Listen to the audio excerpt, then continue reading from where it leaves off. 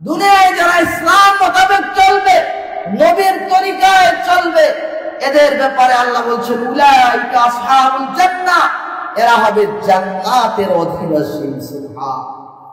শুধু তাই নয়, হুম ফিহা খালিদুন, সেখানে তারা চিরকাল চিরস্থায়ীভাবে বসবাস করবে।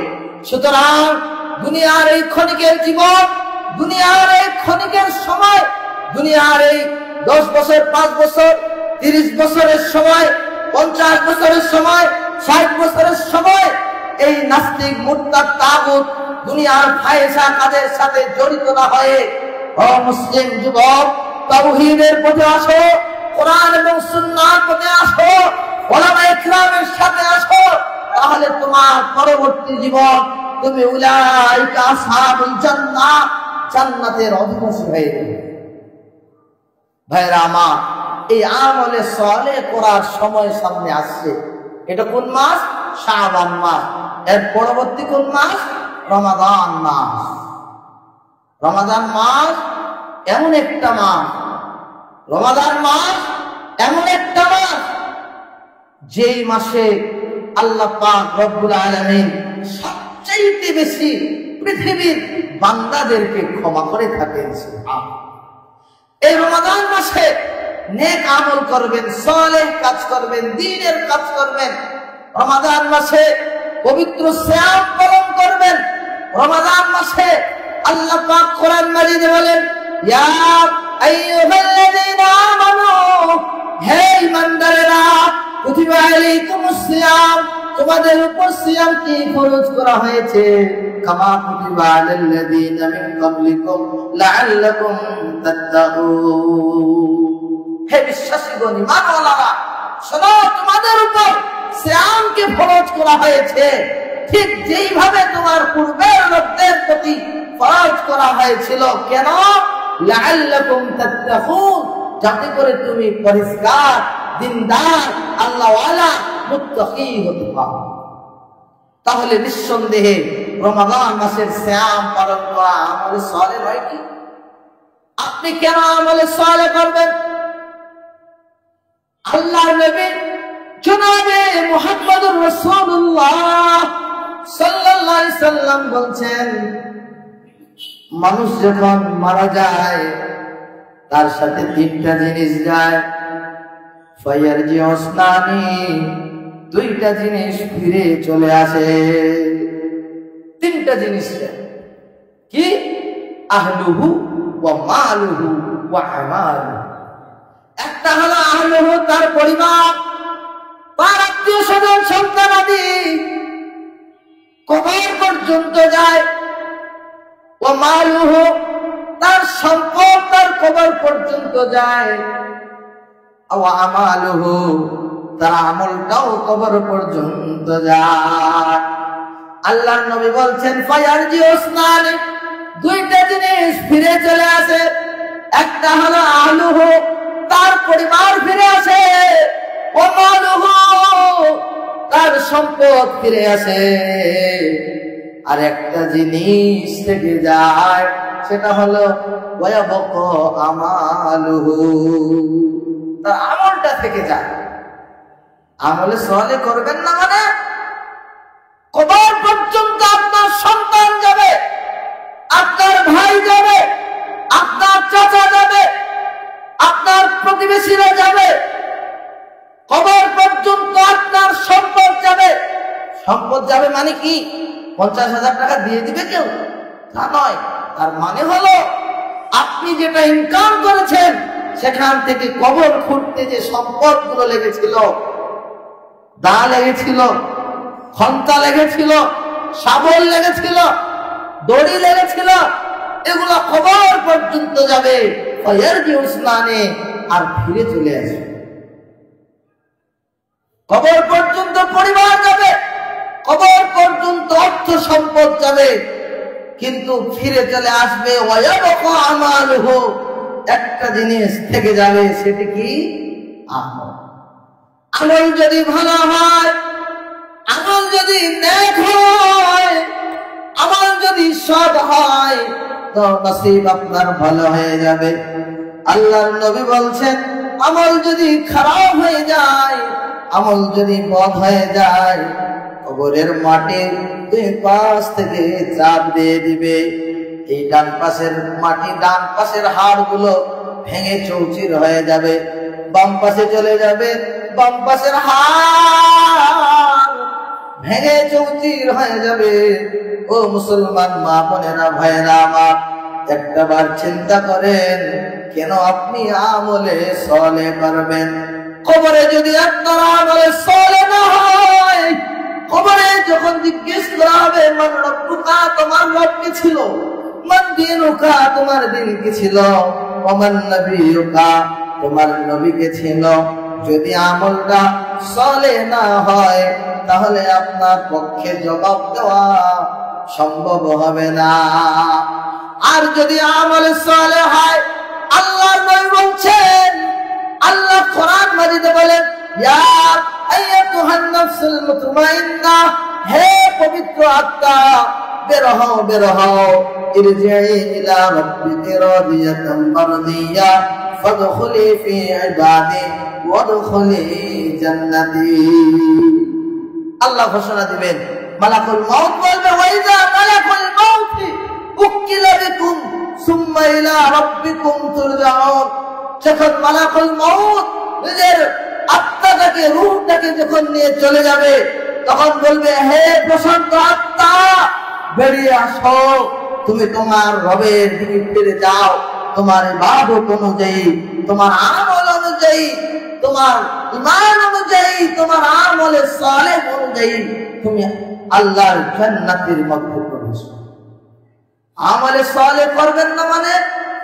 আল্লাহ পাকের নবী বলতেন, ওয়ান আবি হুরায়রা রাদিয়াল্লাহু তাআলা আনহু قال قال النبي صلى الله عليه وسلم, হযরত আবু হুরায়রা রাদিয়াল্লাহু তাআলা আনহু বলছেন, নবী করিম সাল্লাল্লাহু আলাইহি ওয়াসাল্লাম বলছেন, ইন্নাল্লাহা লা ইয়ানজুরু, নিশ্চয় আল্লাহ দেখেন না, ইলা সুওয়ারিকুম, কারো চেহারা সুরত, কারো সৌন্দর্য দেখেন না, কে কালো, কে ফর্সা, কে লম্বা, কে খাটো, কে বেটে, কে চিকন, কে মোটা, এটা আল্লাহ দেখেন না।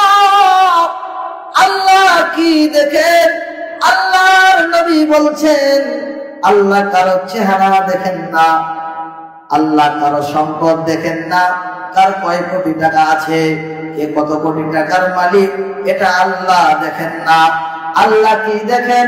আল্লাহর নবী বলছেন, আল্লাহ নিঃসন্দেহে ওটা দেখেন যে কলবে, তার কলবটা কেমন আছে, তার কলবের মধ্যে, অন্তরের মধ্যে, তার অন্তরের মধ্যে ঈমান আছে কিনা, আমলে সালেহ আছে কিনা, এটা আল্লাহ পাক রব্বুল আলামিন দেখেন। আর দেখেন তার আমল আছে কিনা, নেক আমল, সালেহ আমল আছে কিনা। সুতরাং আপনি মনে করছেন এই হারুপুর এলাকার সবচাইতে সম্ভ্রান্ত ব্যক্তি আপনি, সবচাইতে সুদর্শন ব্যক্তি আপনি, আপনাকে আল্লাহ ছেড়ে দিবে না, না, না, আল্লাহ আপনাকে ছেড়ে দিবে না। আল্লাহ নবী বলছেন, আল্লাহ মানুষের চেহারার দিকে তাকান না, আল্লাহ মানুষের রূপ, চেহারা, সৌন্দর্যের দিকে তাকান না, আল্লাহ মানুষের সম্পদের দিকে তাকান না, কার কয়তলা বাড়ি, কার 5 তলা, কার 10 তলা, কার কুড়ে ঘর, এটার দিকে আল্লাহ তাকান না। আল্লাহ তাকান তার অন্তরের দিকে, অন্তর সাফ আছে কিনা, অন্তরে ঈমান আছে কিনা, অন্তরে তাওহীদ আছে কিনা, অন্তরে আল্লাহর প্রতি, আল্লাহর দ্বীনের প্রতি মহব্বত, ভালোবাসা আছে কিনা। আল্লাহ তাকান আমলের দিকে, তার আমলটা বিশুদ্ধ কিনা, তার আমলটা সহিহ কিনা, তার আমলটা ইসলামী শরিয়া মোতাবেক কিনা, এটা আল্লাহ পাক রব্বুল আলামিন তাকান। সুতরাং মনে করবেন না 50 বিঘা জমির মালিক এটা আপনার সফলতা, মনে করবেন না 50 তলা বিল্ডিং এর মালিক এটা আপনার সফলতা। আপনার সফলতা হলো যদি আপনি কিয়ামতের ময়দানে কঠিন মুসিবতের দিনে আল্লাহর কাছে হিসাব ছাড়াই বেঁচে যান, সেটাই হলো আপনার সফলতা। আল্লাহ পাক রব্বুল আলামিন, এজন্য আল্লাহ পাক রব্বুল আলামিন বলছেন আল্লাযী খালাকাল মাউতা ওয়াল হায়াতা, নিশ্চয়ই আমি মওত এবং হায়াত সৃষ্টি করেছি লিয়াবলুয়াকুম আইয়ুকুম আহসানু আমালা, আমার বান্দার মধ্যে সবচাইতে কে বেশি বিশুদ্ধ সহিহ নেক আমল করতে পারে। কোন আমল বলেন তো? কোন আমল? নেক আমল। কোন আমল? নেক আমল। আল্লাহ বলছেন আহসানু আমালা, আকসারু আমালা নয়। আকসারু আমালা বুঝেন? আকসারু আমালা মানে বেশি আমল, আর আহসানু আমালা মানে উত্তম আমল। বেশি আমল বুঝেন? আমাদের দেশে এক শ্রেণীর লোক আছে জিকির করে, জিকির করে দয়াল মুর্শিদ তোহর লাইগা আমার করে, কি করে না? আরেক শ্রেণীর লোক জিকির করে, জিকির করতে করতে একদম স্টেজে উঠে গেছে, উঠে বলছে যে কোথায় খোদা? আরে খোদা তো স্টেজে বসে আছে। নাউজুবিল্লাহ বললেন না? এটা হলো অতিরিক্ত জিকির, বেশি জিকির। আল্লাহ বলছেন আফদালুল যিকরি লা ইলাহা ইল্লাল্লাহ, সর্বোত্তম জিকির হলো লা ইলাহা ইল্লাল্লাহ। কিন্তু এটা বাদ। এক শ্রেণীর লোক লেগেছে আল্লাহ আল্লাহ, কি রে বাবা রে! আল্লাহর নবী জিকির শেখাচ্ছেন কি? লা ইলাহা ইল্লাল্লাহ। আর হুজুর কি নিচে কি করছে, কি করছে না? এটা হলো আকসারু আমাল, মানে বেশি আমল। পণ্ডিত গিরি সহিহ বুখারী 1147 নম্বর হাদিস, মা আয়েশা রাদিয়াল্লাহু তাআলা আনহাকে জিজ্ঞেস করা হলো আল্লাহর নবীর রাতের ইবাদতটা কেমন ছিল? অর্থাৎ আল্লাহর নবী রাতে কিয়ামুল লাইল কত রাকাত করত? আল্লাহর নবীর স্ত্রী মা আয়েশা রাদিয়াল্লাহু তাআলা আনহা বলছেন 2 করে 4 রাকাত, অতঃপর 2 করে 4 রাকাত, অতঃপর তিনি ভিতরে সালাত আদায় করতেন। এটা সহিহ বুখারীর হাদিস। কিসের হাদিস? সহিহ বুখারী 1147 নম্বর হাদিস। তো আল্লাহর নবীর সবচাইতে কাছের মানুষকে তার স্ত্রীরা নয় কি? তো তার স্ত্রী বলছেন যে আল্লাহর নবী 8 রাকাত করতেন, তবে তার সৌন্দর্য এবং তার স্থিরতা সম্পর্কে আমাকে প্রশ্ন করো না, তার এত সুন্দর স্থির ভাবে সালাত আদায় করে। আর আমরা কিভাবে করি? আল্লাহু আকবার, আল্লাহ আমিন, ঠিক কি না বলেন? হুজুর শুরু করছে আল্লাহু আকবার বলে, সূরা ফাতিহাটা কোন মতে বুঝে গেছে, এরপর শুরু করছে আলিফ লাম মিম যালিকা কিতাবুল লা রাইবা ফিহি কাফি কাসরাত মারাযাকনাহুম ইউনফিকুন। মানে শুরুটা বোঝা যায় আর শেষেরটা বোঝা যায়, মাঝখানে হুজুর কি বলে বোঝা যায় না। এটা হলো আকসারু আমালা, মানে বেশি আমল, বাড়াবাড়ি আমল। নবী বলছেন, আয়েশা রাদিয়াল্লাহু তাআলা আনহা বলছেন, ভালো করে শুনেন, যদি হাদিসটা না থাকে আমাকে ডেকে নিয়ে আসবেন, আমি পরিচিত মানুষ। সহিহ বুখারী 1147 নম্বর হাদিস। মা আয়েশা বলছেন যে আল্লাহর নবী 2 করে 4 রাকাত, অতঃপর 2 করে 4 রাকাত, তাহলে 4 কত হয়? 8 রাকাত। অতঃপর তিনি বিতর আদায় করতেন। তো আল্লাহর নবীর ব্যাপারে আল্লাহর নবীর স্ত্রীরা বেশি জানে না প্রতিবেশীরা বেশি জানে? কিন্তু আমাদের সমাজে কি চলে? আকসারু আমালা হলো কিয়ামুল লাইল 8 রাকাত পড়তে হবে, তারাবির সালাত 8 রাকাত পড়তে হবে। এটা কিয়ামুল লাইল, নবীর হাদিস, বুখারীর হাদিস, মা আয়েশার বর্ণনা। কিন্তু আমাদের সমাজে আহসানু আমালাটাকে বাদ দিয়েছে, খালি বেশি বেশি বেশি বাড়াবাড়ি করছে। বলেন আহসান আমাল কোন জিনিস? আল্লাহর নবীর প্রতি দরুদ পড়া নিঃসন্দেহে আহসান আমাল। আল্লাহর নবী বলছেন জুমার দিনে বেশি বেশি করে দরুদ পড়ো। যে ব্যক্তি একবার দরুদ পড়ে তার 10টা মর্যাদা আল্লাহ বৃদ্ধি করে দেয়, 10টা গুনাহ আল্লাহ ক্ষমা করে দেয়, 10টা নেকি আল্লাহ তার আমলনামায় লিখে দেয়। বেশি বেশি দরুদ পড়ো। জুমার দিনে যত পারো তত বেশি পড়ো। জুমার দিন হলো দরুদ পড়ার দিন। জুমার দিন কি দিন?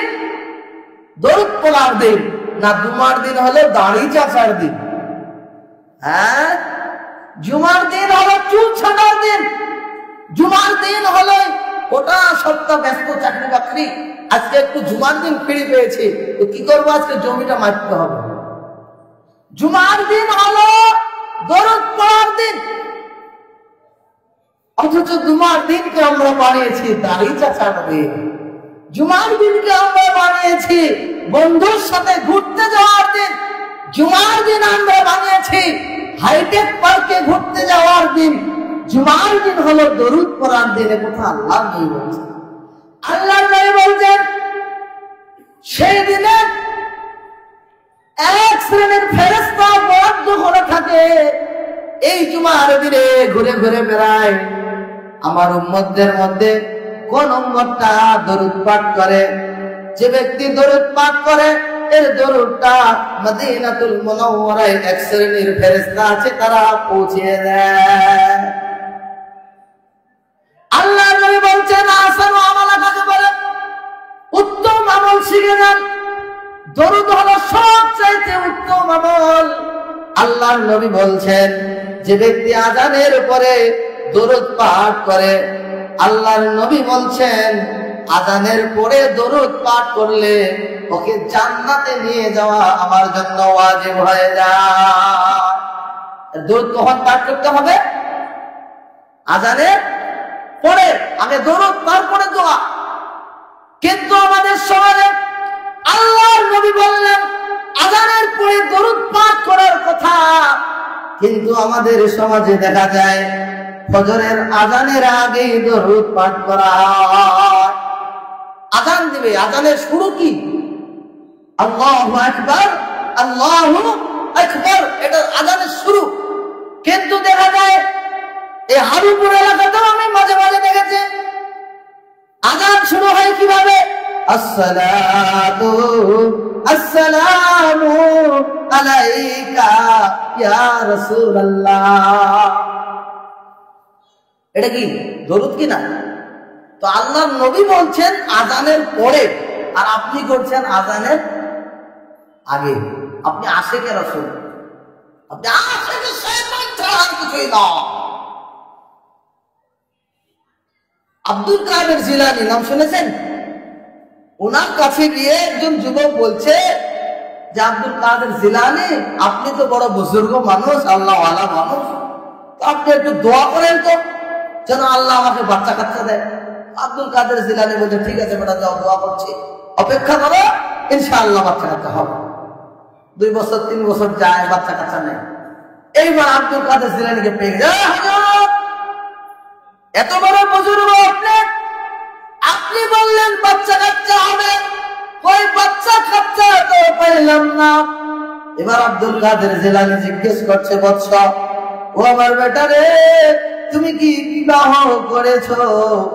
এবার এই ছেলে বলছে না হুজুর, আমি বিয়ে করি না।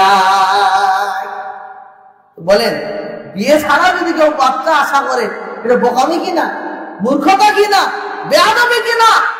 তো আল্লাহর নবী বলছেন আযানের পরে দরুদ পাঠ করো। আর আপনি অতি পণ্ডিতগিরি করে আযানের আগে পাঠ করছেন। আল্লাহর নবী পড়ে বলছেন আপনি আগে করছেন।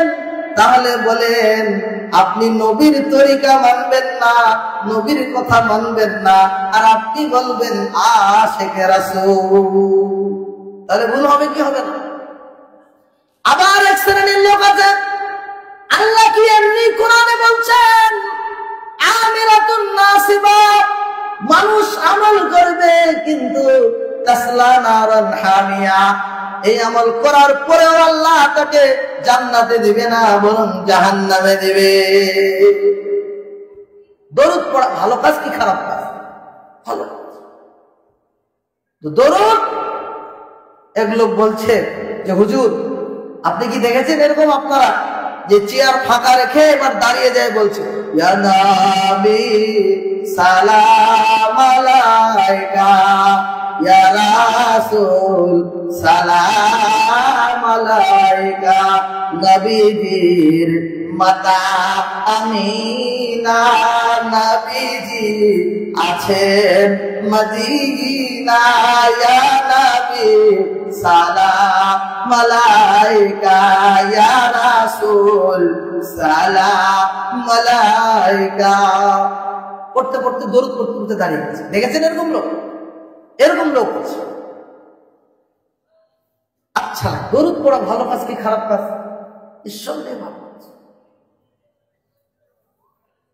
তো এক লোক আমাকে বলছে যে নবীর শানে বসে দরুদ পড়লে বেয়াদবি হবে, দাঁড়িয়ে পড়তে নাহলে বেয়াদবি হবে।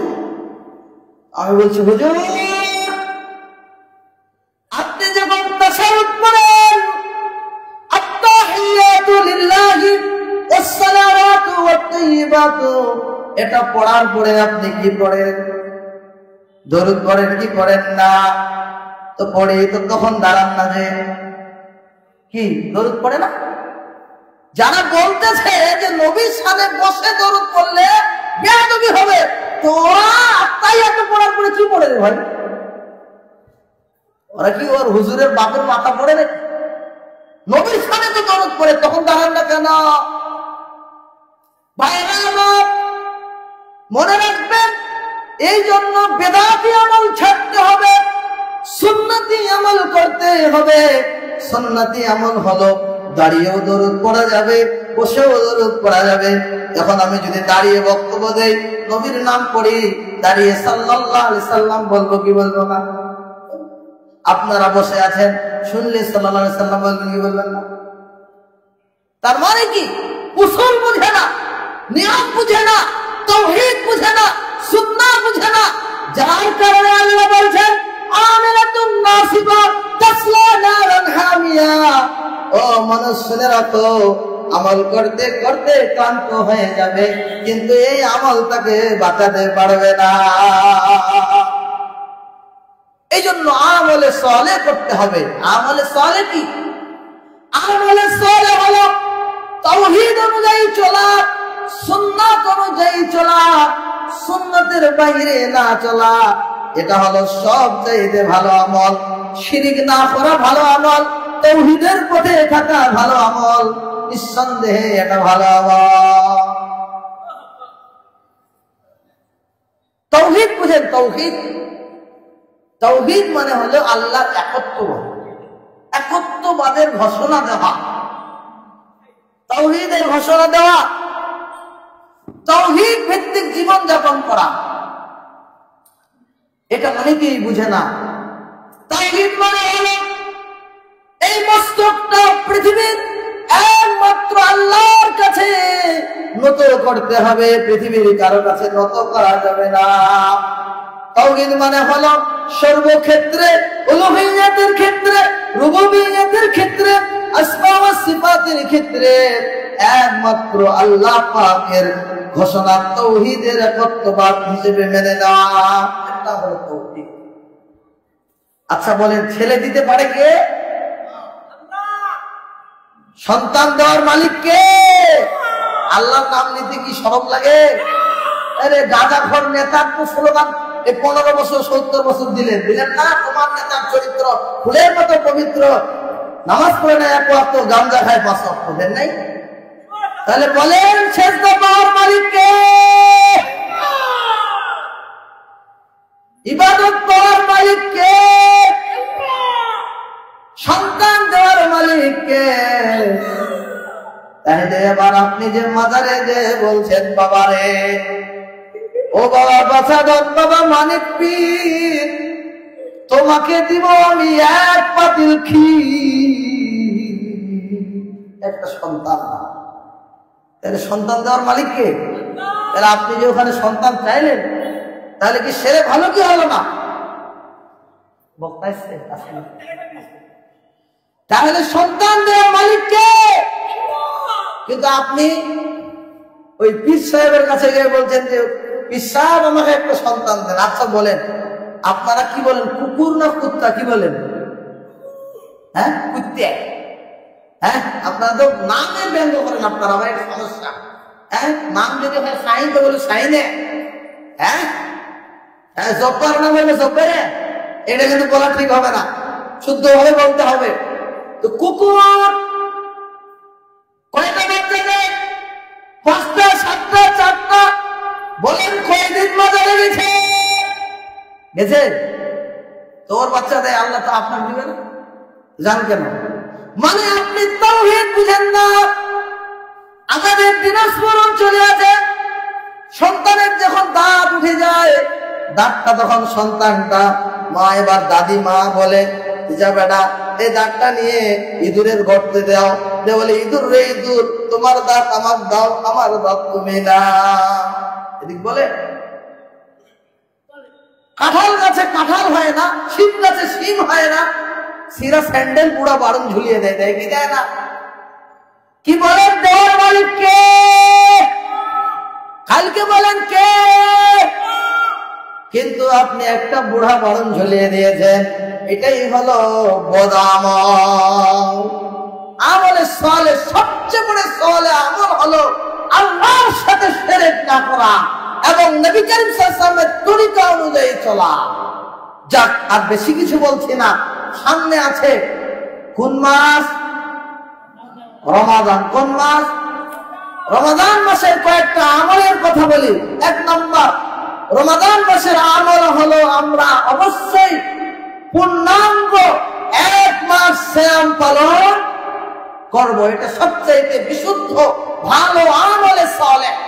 আল্লাহ নবী বলেন, মান সামা রমাদানান ঈমানান ওয়া ইহতিসাবান গুফরা লাহু মা তাকাদ্দামা মিন যামবিহি। যে ব্যক্তি রমাদান মাসে ঈমানের সাথে সওয়াবের আশায় 1 মাস সিয়াম পালন করবে, গুফরা লাহু মা তাকাদ্দামা মিন যামবিহি, আল্লাহ পাক তার পূর্বের সব গুনাহ মাফ করে দেবে। 2 নম্বর হলো কিয়ামুল লাইল আদায় করবেন 1 মাস, তাহলে আল্লাহ আপনার গুনাহ মাফ করে দেবে। 3 নম্বর হলো লাইলাতুল কদরের রাত্রিগুলো আপনি জাগরণ করবেন, সহিহ হাদিস মোতাবেক পালন করার চেষ্টা করবেন, তাহলে আল্লাহ পাক আপনার 1 বছরের গুনাহ ক্ষমা করে দিবে। রমাদান মাসের আমল হলো আপনি সাহারি খাবেন যথাসময়ে এবং আপনি যথাসময়ে ইফতার করবেন। সুতরাং এটা একটা উত্তম আমল। রমাদান মাসে আপনার ইফতারের প্লেটে আঙ্গুর, কমলা, বেদনা, খেজুর 1000 রকম আছে। আপনার প্রতিবেশী পান্তা দিয়ে ইফতার করে, আপনি নিজে সুন্দর ইফতার করবেন, আপনার প্রতিবেশীকেও উত্তম সুন্দর ইফতারের ব্যবস্থা করে দিবেন। নিঃসন্দেহে এটা ভালো আমল। আমরা এই আমলগুলো করার চেষ্টা করব। আল্লাহ তাবারক ওয়া তাআলা আমাদের তৌফিক দান করুন, বলেন আমিন। আর আমরা সামনের দিনে তাওহীদমুখী হব, সমাজকে তাওহীদপন্থী করব, কোরআন হাদিসের শিক্ষা চালু করব, নিজেদের মধ্যে কন্দল বাদ দেন, ভাইয়ে ভাইয়ে মারামারি বাদ দেন, ভাই আওয়ামী লীগ করে বেটা বিএনপি করে, এটা নিয়ে মসজিদে রাজনীতি করেন না। জোরহাট করে বলছি, দোহাই লাগে, এইটা নিয়ে কেউ রাজনীতি করেন না। মসজিদে আওয়ামী লীগের লোক চাঁদা দিবে, বিএনপির লোক দিবে, জামাতের লোক দিবে, জাসদের লোক দিবে। মসজিদ চালানোর সময় আপনি এক ব্যক্তিগত রাগ মসজিদে ঝাড়বেন না, গুনাহগার হয়ে যাবেন। আল্লাহ কিয়ামতের মাঠে যদি অভিশাপ দেয় কি হতে পারে? প্রতিষ্ঠানটা চালু করার চেষ্টা করেন, বিনীত অনুরোধ করছি, নইলে কিয়ামতের ময়দানে হয়তো আল্লাহর কাছে জবাব দেওয়া খুব কঠিন হয়ে যাবে। এটা আপনাদের প্রতি অনুরোধ, আর যুবক ভাইদের প্রতি অনুরোধ, সামনে যে 14 ফেব্রুয়ারি, এটা আমরা বিশ্ব বেহায়া দিবসকে বর্জন করবো ইনশাআল্লাহ, ইনশাআল্লাহ। এবং আপনাদেরকে দাওয়াত দিচ্ছি, আমাদের বাংলাদেশের সর্ববৃহৎ ইসলামিক সম্মেলন, সালাফিদের সর্ববৃহৎ ইসলামিক সম্মেলন আপনার বাড়ির দুয়ারে। বলেন তো বাংলাদেশের রাজধানী কোথায়? ঢাকা। আর আহলে হাদিসের রাজধানী রাজশাহী, নওগাঁ। সুতরাং বাংলাদেশের সর্ববৃহৎ সম্মেলন আহলুল হাদিসদের, সালাফিদের এই তাবলীগে ইজতেমা আগামী 13-14 ইনশাআল্লাহ রাজশাহীবাসী সহ পৃথিবীর সমস্ত মুসলিম উম্মাহর কাছে বিনীত অনুরোধ থাকলো সেই তাবলীগে ইজতেমাকে সফল করার জন্য আগামী 13-14 ফেব্রুয়ারি মুহতারাম আমিরে জামাত ডক্টর আসাদুল্লাহ আল গালিব হাফিজাহুল্লাহ তিনার সভাপতিত্বে দেশ বরেণ্য উলামায়ে কেরাম সেখানে অংশগ্রহণ করবেন। পাকিস্তান থেকে ইহসান ইলাহি জহির তিনারও অংশগ্রহণ, ওনার সন্তানের বা তার ভাগিনার অংশগ্রহণ করার কথা আছে। আপনারা রাজশাহীর লোক সেখানে অংশগ্রহণ করার চেষ্টা করবেন, সহযোগিতা করার চেষ্টা করবেন। আল্লাহ তৌফিক দান করুন, আমিন। পরিশেষে আপনাদের সকলের সুস্বাস্থ্য, নেক আমল, দীর্ঘায়ু কামনা করে আজকের আলোচনা এখানে শেষ করছি। আল্লাহ তাআলা আপনাদের সকলের উপর খাস রহমত নাজিল করুন, আল্লাহুম্মা আমিন। এ বলে আলোচনা শেষ করছি। আসসালামু আলাইকুম ওয়া রাহমাতুল্লাহি ওয়া বারাকাতুহু।